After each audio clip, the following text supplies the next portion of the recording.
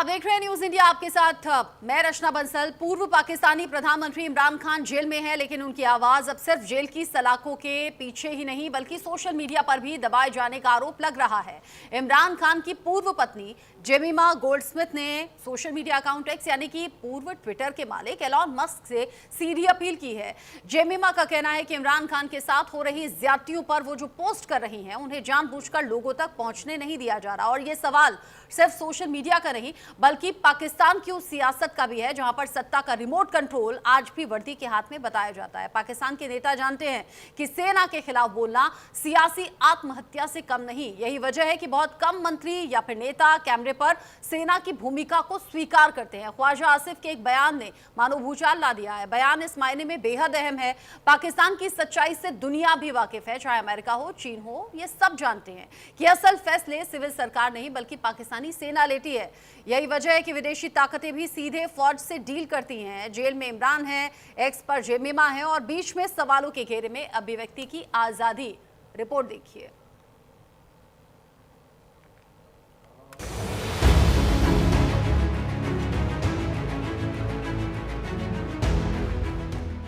इमरान खान कभी पाकिस्तान की सत्ता का चेहरा थे, आज जेल की सलाखों के पीछे हैं। लेकिन सवाल सिर्फ जेल का नहीं, सवाल उस आवाज का है जिसे अब सोशल मीडिया पर भी दबाने का आरोप लग रहा है। इमरान खान की पूर्व पत्नी जेमिमा गोल्डस्मिथ ने सीधे सोशल मीडिया अकाउंट एक्स के मालिक एलॉन मस्क से गुहार लगाई है।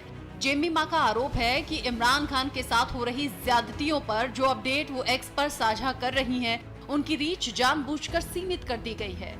उन्होंने इसे विजिबिलिटी फिल्टरिंग बताया और कहा कि उनकी आवाज को दबाया जा रहा है। जेमिमा ने भावुक होते हुए ये भी बताया कि उनके और इमरान खान के 2 बेटों को पिछले 22 महीने से अपने पिता से मिलने या फिर बात करने की इजाजत नहीं दी गई है।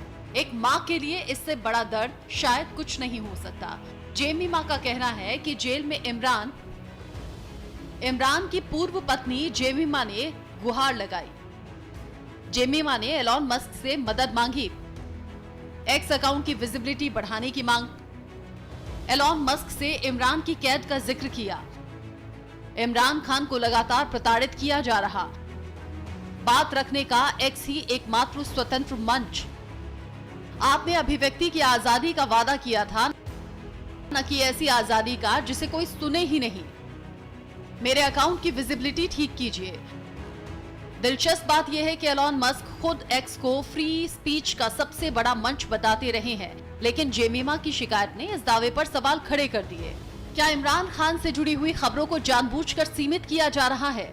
वहीं इमरान खान मामले में यूएन ने दखल दिया है। संयुक्त राष्ट्र ने पाकिस्तान सरकार से कहा कि पूर्व प्रधानमंत्री इमरान खान के साथ जेल में अमानवीय और अपमानजनक व्यवहार रोका जाए।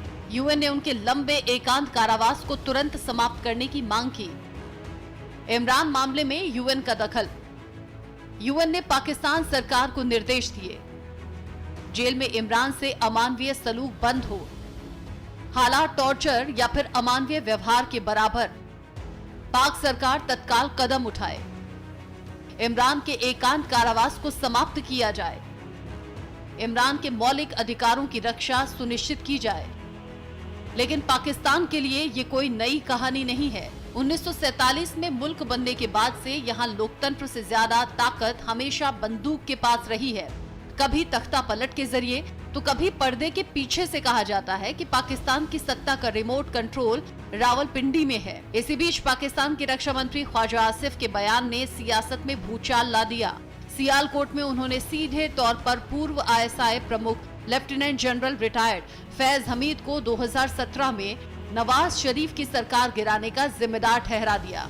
ख्वाजा आसिफ ने दावा किया है कि फैज हमीद 15 महीने तक चले ट्रायल में दोषी ठहराए जा चुके हैं और ये सिर्फ शुरुआत है, उनके खिलाफ और भी बड़े खुलासे होने वाले हैं। ख्वाजा आसिफ ने माना सत्ता पर सेना का कंट्रोल, सत्ता में सेना आईएसआई की दखल की कहानी, नवाज शरीफ को सत्ता से हटाने में फैज हमीद का हाथ, नवाज शरीफ को एक साजिश के तहत हटाया गया, फैज हमीद की निगरानी में साजिश को अंजाम दिया, फैज हमीद के कृत्यों से देश को भारी नुकसान, फैज हमीद के कार्यकाल में संसद तक को निर्देश दिए जाते थे। इमरान खान को सत्ता में लाने के लिए नवाज शरीफ को हटाया, फैज उस सरकार का सबसे महत्वपूर्ण हिस्सा थे। हमीद के मुख्य लाभार्थी इमरान थे। हमीद प्रोजेक्ट इमरान के इंचार्ज थे। फैज हमीद ने विरोधियों को जेल में डालने में मदद की। राजनीतिक विरोधियों को धमकाते और जेल में डालते इमरान का विजन हमीद के माध्यम से साकार हुआ। यह संस्थान संसद को कानून बनाने के लिए निर्देश देता था। अब बताते हैं कौन है फैज हमीद। आईएसआई के पहले पूर्व चीफ हैं फैज। शक्तिशाली सैन्य अधिकारियों में से एक। अवधि आईएसआई प्रमुख के रूप में 2019 से 2021 तक की थी। रणनीतियों में सलाह या फिर दबाव प्रदान करने में भूमिका, सरकारी प्रक्रियाओं और चुनावी गतिविधियों तक हस्तक्षेप, आईएसआई के प्रमुख के रूप में गुप्तचर नेटवर्क का नेतृत्व, राजनीतिक गतिविधियों में संलिप्त होने के आरोप लगे। मिलिट्री कोर्ट ने 14 साल जेल की सजा सुनाई। नवाज शरीफ हो या फिर इमरान खान, जो सेना की लाइन पर चला, सत्ता में रहा और जिसने सवाल उठाए उसे हटा दिया गया। आज भले ही पाकिस्तान में चुनाव हो, लेकिन फैसले अब भी वर्दी पहनकर ही होते हैं। जेमिमा की गुहार और ख्वाजा आसिफ का बयान पाकिस्तान की उसी सच्चाई को उजागर करता है। सवाल बस एक है, क्या पाकिस्तान में कभी असली लोकतंत्र आएगा या सत्ता का रिमोट कंट्रोल हमेशा वर्दी के हाथ में रहेगा? Swati Saxena, news India.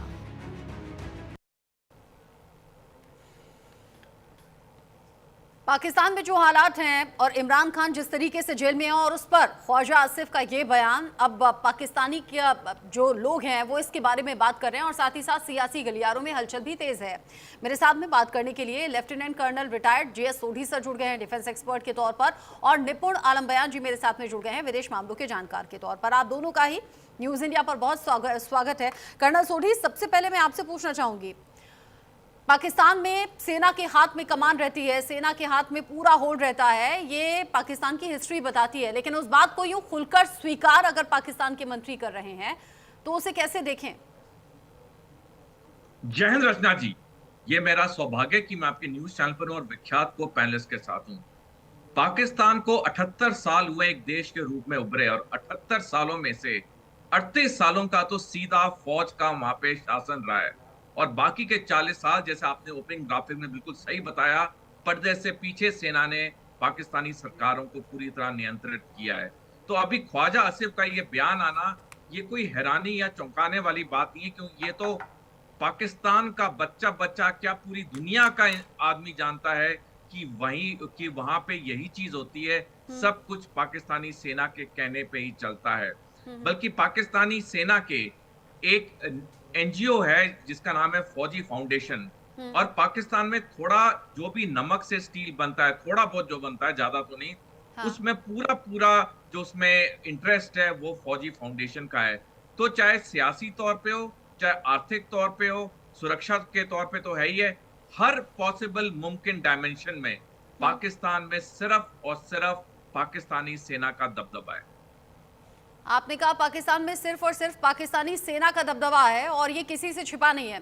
साथ ही साथ निपुण आलम बयान जी, अब तो हद ऐसी हो गई है कि पाकिस्तान में लोकतंत्र पैरों तले कुचला जा रहा है। इमरान खान जिस तरीके से जेल में हैं, फिर उनको लेकर जो समर्थकों की भीड़ हमने देखी, अब उनकी जो पत्नी है वो ये कह रही हैं कि सोशल मीडिया पर भी उनकी रीच उस तरीके से पहुंच नहीं रही जैसी पहुंचनी चाहिए।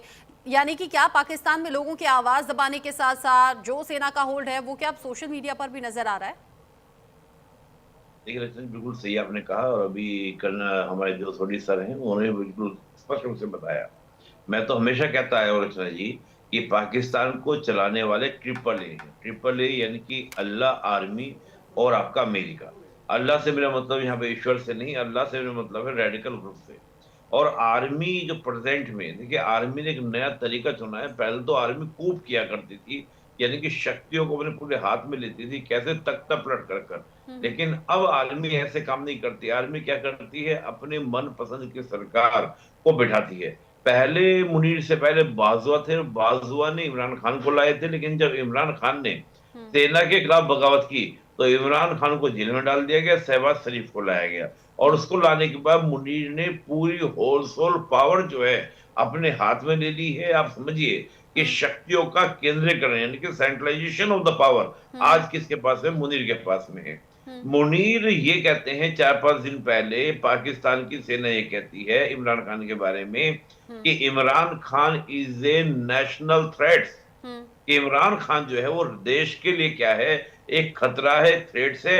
और आप सोचिए इमरान खान के बारे में ये कि वो जेल से रह कर ही देश में सिविल वॉर करवाना चाहता है, यानी कि देश के टुकड़े करना चाहता है। तो जब इस प्रकार का स्टेटमेंट सेना का होगा तो सोशल मीडिया क्या हर तरह की एक्टिविटीज पर कंट्रोल करने का प्रयास किया जाएगा।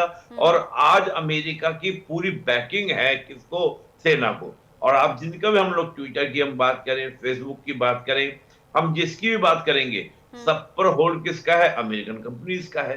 तो इसमें कोई बड़ी बात नहीं है कि वो ऐसा नहीं कर सकते, क्योंकि अमेरिका चाहता है कि वहां सेना क्या हो प्रभावशाली भूमिका में हो, इमरान खान जो है आउट हो, क्योंकि इमरान खान सेना से तो बगावत कर ही रहे थे, साथ में चीन से नजदीकी बढ़ाकर अमेरिका से भी बगावत कर रहे थे। और ये कैसे चल सकता है?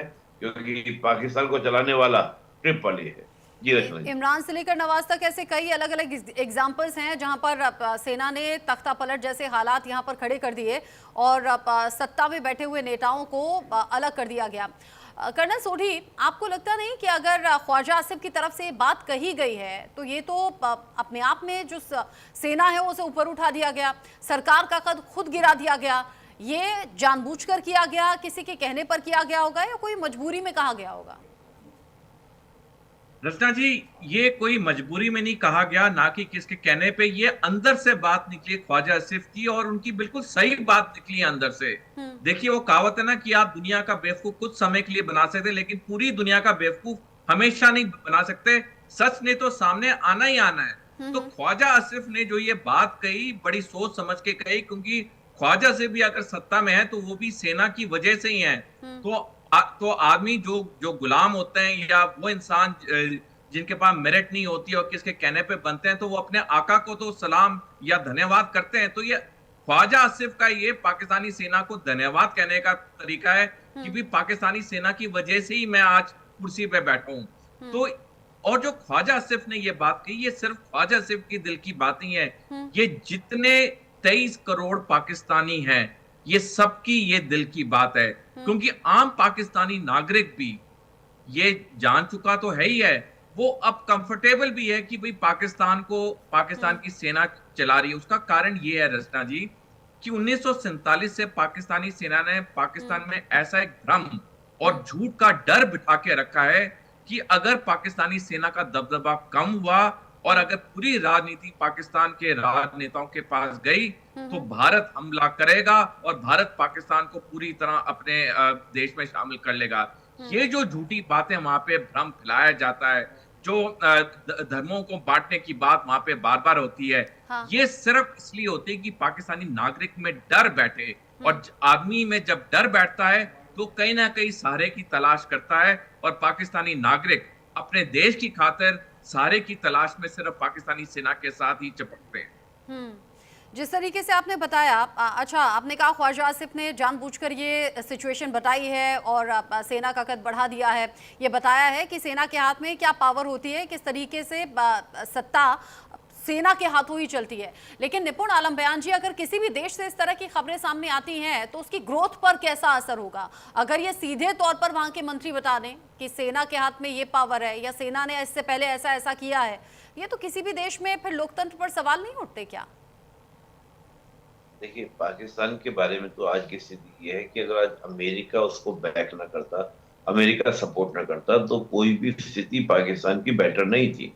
और देखिए, एक सिंपल सी बात होती है कि पॉलिटिकली जो भी सेटलमेंट्स होते हैं उनका इम्पैक्ट सीधा सीधा इकोनॉमी पर पड़ता है। और इकोनॉमी पर इम्पैक्ट पड़ने का मतलब है कि हर तरीके से चीजें डिक्लाइन हो जाना, चीजें बेकार हो जाना, सोसाइटी में रोष पैदा हो जाना। पॉलिटिकली अनस्टेबिलिटी पाकिस्तान में है, इसका इम्पैक्ट इकोनॉमी में ऐसे पड़ता है कि फिनलैंड ने इनकी एम्बेसी को अपने यहाँ पर बंद कर दिया। क्या कहा कि हम क्यों करेंगे यहाँ पे एम्बेसी खोलकर, ना वहां पे कोई काम है, ना कोई रोजगार है, ना हम कोई प्रोडक्ट कर सकते हैं, ना इन्वेस्टमेंट कर सकते हैं। बड़ी बड़ी कंपनियां छोड़ी, जो डेली यूजेस वस्तुओं की जो कंपनीज थी वो भी पाकिस्तान छोड़कर जा रही हैं। जैसे मैं एक पढ़ रहा था, जिलेट कंपनी, जिसको हम लोग शेविंग वगैरह में भी यूज करते हैं, यानी कि मिडिल क्लास की भी इतनी कैपेबिलिटी नहीं रह गई है कि वो जिलेट जैसे प्रोडक्ट को यूज कर पाए। तो आप देखिए कि जब ऐसे देश की स्थिति हो जहां पॉलिटिकल स्टेबिलिटी नहीं हो, कभी कुछ भी हो सकता है, कभी भी कूप हो सकता है, कभी भी आर्मी का रूल रख सकता है, कभी भी पूरा कंट्रोल आर्मी के हाथ में आ सकता है।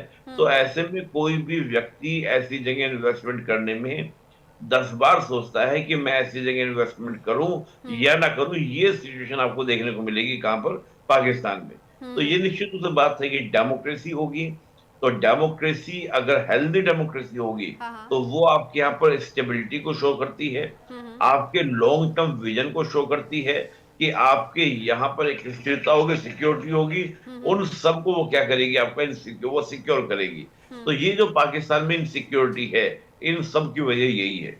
जी रचना जी। ये जो पाकिस्तान में जिस तरीके से चीजें सामने आ रही हैं और जेमिमा गोल्डस्मिथ जैसे कह रही हैं कि वो सोशल मीडिया पर अगर ऐसी कोई सच्चाई सामने रख भी रही हैं तो वो रीच नहीं पहुंच रही है। वो बता रही हैं कि उनके 2 बेटे पिछले 22 महीने से अपने पिता की खैर खबर नहीं ले पाए हैं, उनसे मिलने तक नहीं दिया जा रहा और इमरान खान के साथ कुछ अनहोनी का शक है। लेकिन इन सब के बीच ही ख्वाजा आसिफ का ये बयान और हलचल को बढ़ा रहा है। कर्नल सोढी, जब अमेरिका पहुंचे थे शहबाज शरीफ और साथी आसिम मुनीर, और आसिम मुनीर को जिस तरीके से क्लोज रखा गया था, शहबाज शरीफ साइड में खड़े हुए नजर आए थे, वो तस्वीरें बयां कर रही थी, सवाल उठा रही थी। ख्वाजा आसिफ ने तो एक तरीके से मोहर लगा दी कि सेना सबसे ऊपर।